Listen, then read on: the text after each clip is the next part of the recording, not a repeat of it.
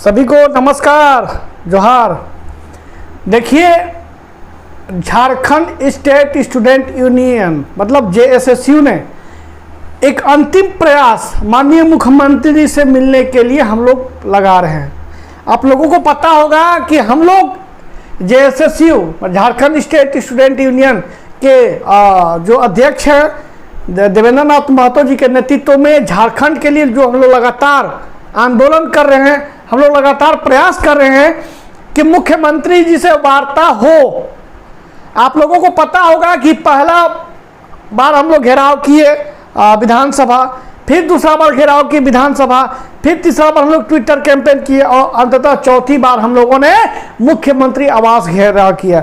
उससे पहले आप लोगों को पता होगा कि हमने आलमगीर आलम जी से भी वार्ता करने का प्रयास किया। वहां भी हम लोगों ने बोला कि सर हमें माननीय मुख्यमंत्री से वार्ता करवाइए, क्योंकि हमारा अपनी बात उनके सामने रखना जरूरी है।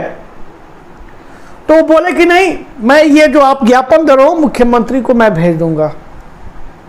लेकिन हम लोगों ने अभी कल ही परसों में एक मीटिंग हुई, आपस में वार्तालाप हुआ और हम लोगों ने कार्मिक को लेटर लिखा कि हमें मुख्यमंत्री से मिलाने के लिए आप लोग प्रयास करिए, ताकि ना, और सचिवालय विभाग में भी हम लोगों ने एक लेटर लिखा है और वहां से हम लोग प्रयास कर रहे हैं कि माननीय मुख्यमंत्री से वार्तालाप हो। क्योंकि हम लोगों का जो ज्ञापन है, हम लोग बहुत सोच समझ के एक मूल बिंदु पे गहन चिंतन करके हम लोगों ने प्रयास कर रहे हैं कि उनसे एक बार वार्तालाप हो। पर क्या पता क्या होगा, आप लोग एक बार कमेंट करके जरूर बताइए कि क्या मुख्यमंत्री जी हम लोगों से मिलेंगे या नहीं मिलेंगे, और अगर नहीं मिलेंगे तो हम लोगों को क्या करना उचित होगा अगले स्टेप में। 5 तारीख को हो सकता है कि हम लोग रणनीति तैयार करें कि हम लोग को आगे का आंदोलन क्या करना है। उससे पहले हम लोग कार्मिक को भी चिट्ठी और सचिवालय भवन में भी चिट्ठी दिलवा चुके हैं, एक बार नहीं 2 बार। इसके पिछले बार भी हम लोगों ने प्रयास किया था कि माननीय मुख्यमंत्री जी हम लोग को वार्ता के लिए बुलाएं और अपना जो बात है, अपना जो जिस हम लोग मूल बिंदु पे लड़ाई लड़ रहे हैं, उस मूल बिंदु पे हम लोग उनसे बैठ के बात करें। हो सकता है कि उस विषय पे ज्यादा वो गंभीर हो और हम लोगों की बात समक्ष रखें। लेकिन झारखंडियों के लिए, झारखंड के पहचान के लिए हम लोग कितना मेहनत कर रहे हैं, ये सब आप लोगों का आशीर्वाद है और कहीं ना कहीं तभी हम लोग इतना आगे लंबा लड़ाई लड़ रहे हैं। लेकिन क्या होना उचित है, आप लोग बताइए कि इतना मेहनत करने के बाद भी, इतना आंदोलन करने के बाद भी हम लोग क्यों नहीं, मुख्यमंत्री क्यों नहीं हम लोगों से वार्ता कर रहे हैं? हम लोग में कमी कहाँ है और हम लोग का लड़ाई क्या गलत है? हम लोग का लड़ाई एकदम जायज है और तमाम लोगों का आशीर्वाद मिल रहा है, तभी ये आंदोलन सफल हो रहा है। कि क्या होगा अगर आपको लगता है कि अभी पीजीटी का फॉर्म भराया है, करीब 6 लाख फॉर्म भराए थे, पिछला बार 48,000। अब देखो खेला कहाँ होता है ना। और पीजीटी में हम लोगों ने बोला था कि सर जितने भी टेक्निकल एग्जाम होते हैं उसमें लैंग्वेज पेपर को कंपलसरी कीजिए। चाहे झारखंड जेई का बात हो, चाहे झारखंड आपका लैब असिस्टेंट का बात हो, चाहे पोस्ट ग्रेजुएट लेवल का बात हो, जितने भी टेक्निकल परीक्षा है उसमें भी लगभग में लैंग्वेज पेपर को ऐड करना चाहिए। हम लोगों ने ये प्रपोजल दिया था कि नहीं दिया था? अगर 1932 नहीं लागू हो पाता है तब बिहार पुनर्गठन अधिनियम क्यों नहीं लागू कर रहे 1982 के तहत, चाहे उससे पहले 1960-40 के तहत, या लार्ज सर्वे सेटलमेंट पर क्यों नहीं सरकार विचार विमर्श कर रही है? आखिर समस्या कहाँ उत्पन्न हो रही है? आखिर सरकार को हर समस्याएं पे समाधान करने की चिंतन करती है, लेकिन झारखंडियों में झारखंड को बचाने के लिए, झारखंडियों को पहचान देने के लिए और झारखंड के जो हमारे भाई बंधु छात्र छात्राएं हैं उनकी नियुक्ति के बारे में, स्थानीय नियुक्ति नियमावली के बारे में झारखंड सरकार क्यों नहीं चर्चा कर रही है? समस्या क्या है बंधु? ये देखकर हम लोग काफी चिंतित हैं और यही सोच रहे हैं कि अगर कि अगर आंदोलन से कोई चीज नहीं होता है तो वार्ता के लिए मुख्यमंत्री क्यों नहीं तैयार हो रहे हैं? समस्या कहां हो रहा है? किस जगह मामला फंस रहा है? आखिर वो क्या समझ रहे हैं कि हम लोग बाहरी हैं?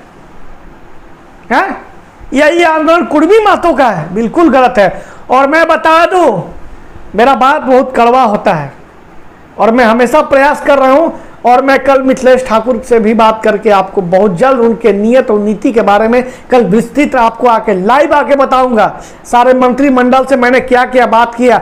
और मैं बता दूं कि हमारे झारखंड में जितने भी कोचिंग संस्थान है ना, जितने भी बाहरी विचारधारा कोचिंग संस्थान है, ये चाहते हैं कि 60-40 लागू हो और पूरे भारतवर्ष के लोग मेरा कोर्स खरीदे और झारखंड के लोग यह कटोरा लेके भीख मांगे और हम भी नए नए फॉर्च्यूनर कार से, स्विफ्ट डिजायर से और नए नए एकदम बिल्डिंग खरीदे। यह है मानसिकता बाहरी कोचिंग विचारधाराओं की। मेरी बात बहुत कड़क होती है लेकिन सच्चाई होती है कि यही है। झारखंडी जितने भी कोचिंग संस्थान हैं, मैं खुल के बताना चाहता हूं, 4-5 कोचिंग संस्थान ऐसा है जो चाहता है। पहला कोचिंग संस्थान का तो मैंने बाइकआउट भी किया है, जो बोलता है कि आंदोलन करो पढ़ाई छोड़ो। अरे सॉरी, पढ़ाई छोड़ो, पढ़ाई करो, आंदोलन मत करो। आंदोलन करने वाला आंदोलन करेगा, अब पढ़ाई करने वाला नौकरी लेगा। उन लोगों का विचार है यही है कि झारखंड के लोग 60-40 आवे और पूरे समस्त भारत के लोग का आगमन हो और हमारा कोर्स खरीदे और मैं राजा बनूं। खैर समय आ गया, आप लोगों का भी चिंतन मैं कर लिया हूं कि किसको कैसे जवाब देना है। इसीलिए सबसे पहले हम लोग प्रयास कर रहे हैं कि माननीय मुख्यमंत्री से वार्ता हो। और मैं आपको एक संकल्पित बात बताता हूं, भगवान बिरसा मुंडा जी का संकल्प लेकर मैं बोलता हूं, सौगंध लेकर बोल रहा हूं।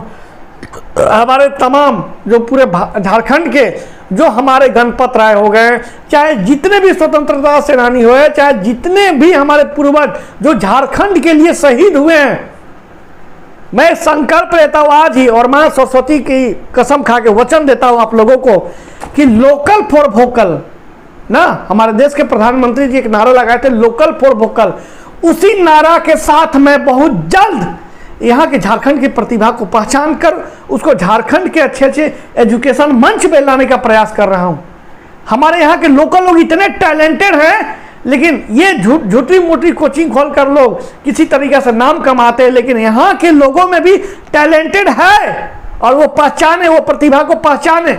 खैर मेरी पहली लड़ाई है 60-40 नहीं चलता हूँ, दूसरी हम लोग का प्रयास है कि बहुत जल्द मुख्यमंत्री से वार्ता हो, और तीसरी हमारा संकल्प है लोकल फॉर वोकल। मतलब झारखंड के लोग जो लैंग्वेज पेपर पढ़ाते हैं, जो अच्छे जीएस पढ़ाते हैं, उनको हम प्रयास करेंगे कि एक अच्छा स्टैंड दे, उनको आके निखारें और उनको संघर्ष करने की तरीका बताएं, खुद वो संघर्ष करें और झारखंड युग में झारखंड को रोजगार के साथ वो लोग ज़्यादा अपने लोगों को कोऑपरेट करे और आगे बढ़े। और इसी तरीका से हमारे चैनल पे बने रहिए, कुछ कोचिंग संस्थान का विरोध करिए, क्योंकि वो चाहते हैं, वो क्या चाहते हैं, यही चाहते हैं कि 60-40 आवे और यहाँ मैं बाहरियों का कोर्स बेचूं भारतवर्ष में और मैं राजा बनूं, तुम भिखारी हो, तुम भीख मांगो कटोरा लेके। खैर कोई बात नहीं, हम लोगों प्रयास कर रहे हैं मुख्यमंत्री से वार्ता और सही बात उनके पास रखें ताकि 60-40 नियोजन नीति वापस हो और हम लोग का जो मांग है, जो सकारात्मक मांग है, उसकी पूरा हो। तब तक के लिए सभी को जोहार।